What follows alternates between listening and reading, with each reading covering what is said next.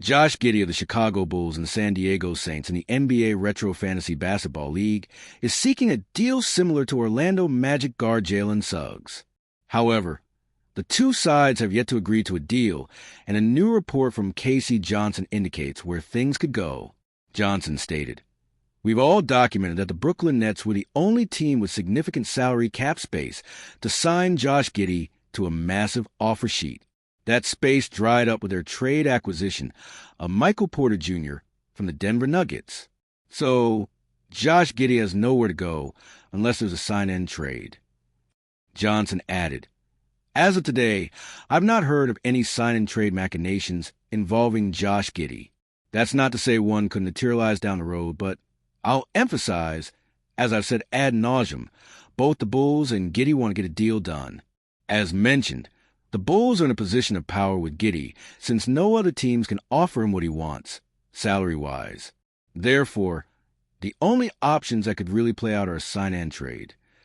Either Giddey re-signs with the Bulls for a long-term deal, or he signs a qualifying offer to enter unrestricted free agency next summer. The sign-and-trade scenario could get sticky.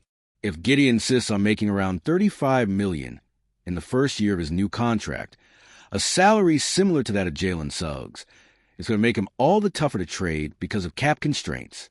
The Bulls would need to take on salaries in return in any trade, and who knows what they can get, as any potential trading partners will know the Bulls' tight situation and attempt to take advantage of that.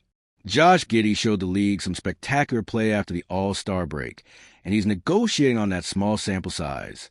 On the other hand, there are few guards in the league capable of putting on a stretch of spectacular play that Josh Giddey did.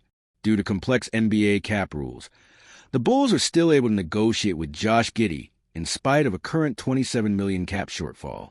However, they would be in financial dire straits if Giddey was to get everything he wants. This is why the trade talk has surfaced.